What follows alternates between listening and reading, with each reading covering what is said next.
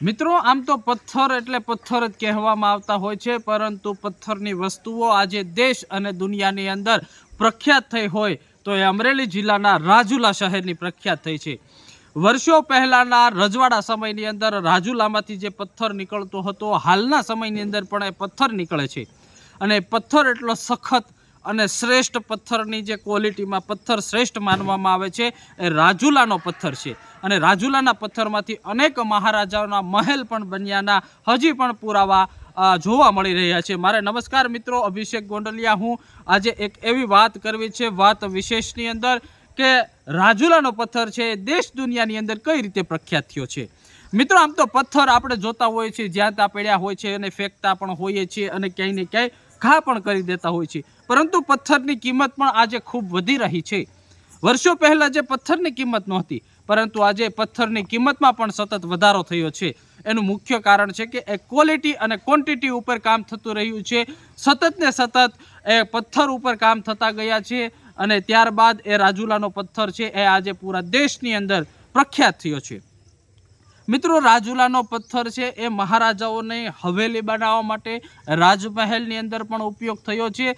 સાથે અમરેલી જિલ્લાના ગ્રામીણ વિસ્તારોથી લઈને ડાંગ સુધીના ગ્રામીણ વિસ્તારોમાં આ પથ્થરમાંથી અલગ અલગ ઉપયોગ કરવામાં આવ્યો છે। ક્યાંક ઝરૂખા બનાવવામાં આવ્યા છે, તો ક્યાંક મકાન બનાવવામાં આવ્યા છે, તો ઘરની અંદર રહેલા હાદી ભાષાની અંદર વાત કરી હતી જે પાણી પીવા માટેના પાણીના ગોળા રાખવા માટેના જગ રાખવા માટેના જે પથ્થરો મેકવામાં આવે છે એ પણ પથ્થર રાજુલાનો વપરાતો હોય છે। તો સાથે જ આપણે દિન પ્રતિદિન જે જમવાનો ઉપયોગ કરીએ છીએ, જમવાની અંદર ખાસ કરીને જે મરચું અને એની ખાંડણી અને દસ્તો જે ઉપયોગ કરીએ છીએ એ પણ રાજુલાના પથ્થરમાંથી બને છે। મિત્રો રાજુલાના પથ્થરમાંથી ખાનકા બનાવવામાં આવે છે। ખાનકા એટલે કે ચોરસ નાના પ્રકારની ઈંટું પણ બનાવવામાં આવે છે, મોટી પણ વિશાળ ઈંટું બનાવવામાં આવે છે। તો સાથે જ એની અંદર ખરલ પણ એ પથ્થરમાંથી બનાવવામાં આવે છે, ખાંડણી અને દસ્તો પણ બનાવવામાં આવે છે।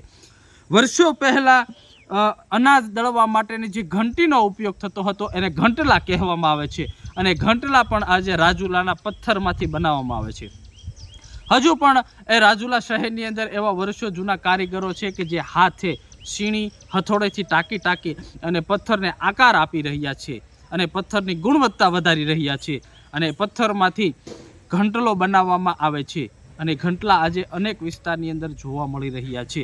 ક્યાંક હવે સુશોભનની વસ્તુ તરીકે પણ જોવા મળે છે, તો ક્યાંક લોકો એનો ઉપયોગ હજી પણ કરે છે। તો સાથે ખરલ એટલે શું? તો ખરલ છે એ એક પ્રકારને કુવડા જેવું એટલે કે નાવડી જેવું હોય છે, અને એની અંદર દેશી ઓહળિયા વાટવા માટે જે વર્ષો પહેલાં ઉપયોગમાં લેવામાં આવતો હતો કે જેને ઘસી અને પીસવાનું કામ કરવામાં આવતું હતું, જે ખરલ આજે રાજુલાની અંદર બનાવવામાં આવે છે। તો સાથે વાત કરીએ તો અત્યારે અલગ અલગ ચોકા બનાવવામાં આવે છે, પથ્થરોમાંથી અલગ અલગ ડિઝાઇનો બનાવી અને તેનું સુશોભનની અંદર ખૂબ જ ઉપયોગ થતો હોય છે। મિત્રો હું આજે રાજુલાના પથ્થર વિશે વાત કરી હતી। અવનવી વાત વિશેષની અંદર તમને વિશેષ જાણકારી અમે આપીશું। અમારી ચેનલ લાઇક, શેર અને સબસ્ક્રાઈબ કરજો।